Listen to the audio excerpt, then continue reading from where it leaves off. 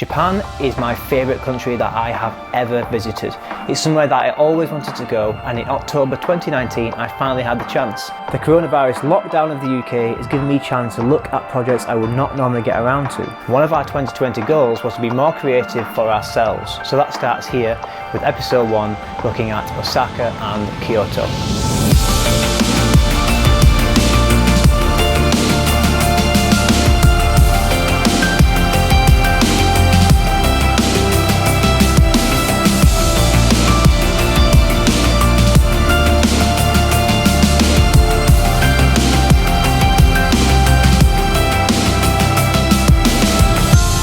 The city of Osaka was the first stop on our trip through Japan. The first thing we did was climb Osaka Castle to get this brilliant panoramic view of the city. Now, getting around Osaka, like with anywhere in Japan, the public transport is the best option. It's so efficient. There's so much to see here and there's so much to do, but there was a very specific reason this city was on our itinerary. So the main reason we came to Osaka is to try all the street food, and the best place to find it is Dontobori Street. This place is absolutely mental. From the first thing in the morning to last thing at night, it's heaving, it's so busy, and everything you might want to try is all the way down here with the street food vendors. So this is takoyaki, arguably one of the most famous street foods here in Osaka. It's like a little dough ball, and inside there's like a little chewy piece of octopus. On top of it there's like a barbecue sauce, and I think it's Japanese mayonnaise and some fish flakes. Sounds a bit weird, but it is really, really nice, and I've been eating loads of these when I got here. So this is kushikatsu, which is not to be confused with the katsu that we get back in the UK. We say katsu and we think katsu curry, whereas here katsu really means breaded and fried. We learnt that the hard way. Sarah was looking for katsu curry everywhere, and actually it's bits of fried meat or fried cheese, but it's really good. If you want something a little quieter than Dontobori Street, then check out all the little side alleys around it. There are a load of restaurants. All these places down here are really cool, like izakaya bars. You can sit at the bar, have some food, and it's worth exploring all the way around.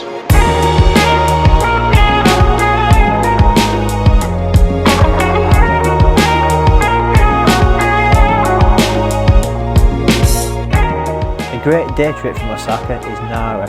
As with anywhere in Japan, public transport is the easiest way to get there, and a short walk from the station you are in Nara Park. Now, people come here to see the bowing deer. You can buy little biscuits from local vendors, and the deer will bow to you so that you can feed them.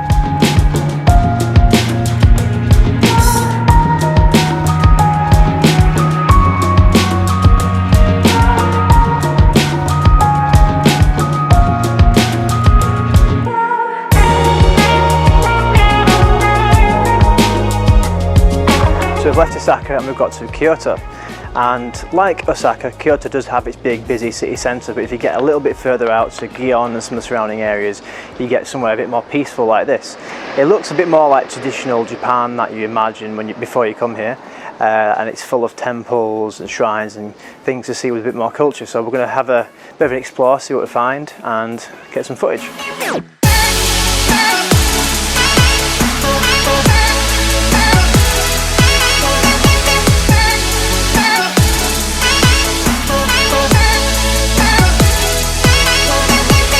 This is Kyoto, which literally translates to Pure Water Temple. It's one of the most revered temples in all of Japan and was built here in the year 708 on the site of Ottawa Waterfall. The temple gets its name from a waterfall that actually has pure waters, and it is funneled into 3 streams behind me. Now, it is said that if you drink from one, it will help you with love, one it will help you with school and studies, and the last one will help you with longevity. But they do say it's only to drink from 2 because drinking from all 3 is considered greedy.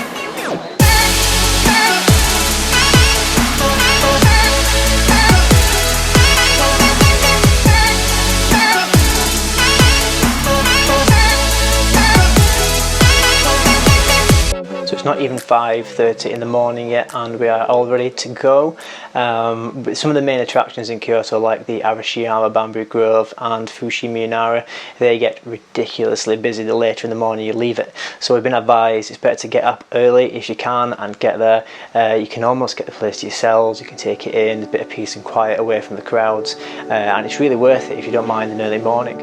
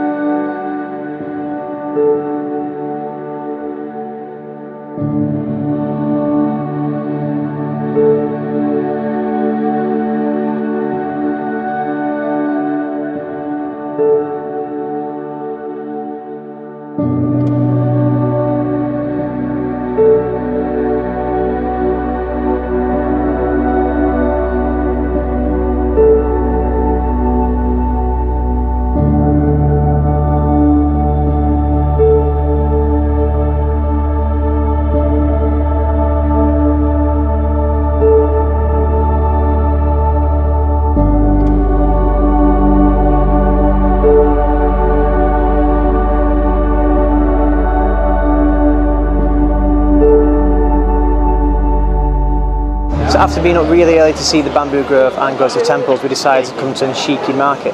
This is a famous market in the centre of Kyoto, and there is loads of street food to try, and that's one of my favourite things. So we're going to have a look, see what there is, try a few things out. There's also shops you can have custom knives made, little souvenirs. If you're here, it's really worth checking out. First thing for me is to try some food. So I've just ordered some tuna from a vending machine, and this is one of my favourite foods, so I'm quite excited about this. It sounds weird, but getting food from a vending machine is something you'll have to get used to in Japan. A lot of the time you put money in a vending machine, press a picture for what you're after, and hand the ticket to the vendor, and your food comes to your table. We very rarely opted to have an afternoon meal, instead just try as many different things as we could at these markets, so the variation is amazing. One of the cool things was this sake stall. They had fresh sake from the barrel, which is the first for me, and I think it's definitely one to put on your list. After all this food and all this drink, we were ready for bed, and the day after was just as busy. So we got up ridiculously early again today to come to Fushimi Inari Taisha, which is a Shinto shrine dedicated to Inari, which is the god of rice. Now this place is actually famous for the thousands of torii gates that line the paths through the forest up the mountain Inari. And that's why tourists come here, that's why we've come here as well. I've seen pictures of this online for loads of years, and I've been really excited to come here and see it myself.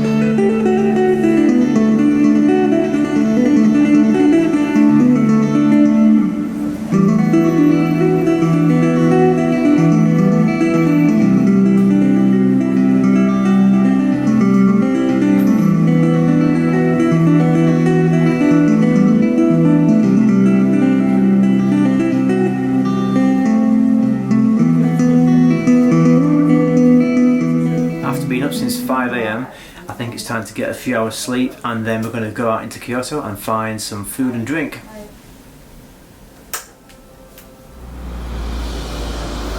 What's your favourite food, Sarah?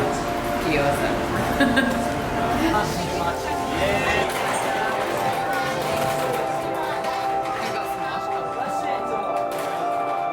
This is pork with spring onion. Also got curried pork. I would highly recommend Chow Chow if you're around Kyoto and want to get your gyoza fix. After that, we went down all the little side alley bars, trying some Japanese craft beer, and we also found this little yakitori place doing chicken and mushrooms grilled over charcoal, and they were amazing. Now, of course, no night out in Japan isn't complete without experiencing karaoke, and that pretty much brings our time in Kyoto to an end. So join us in the next episode where we'll be doing the Nakasendo Way and Tokyo.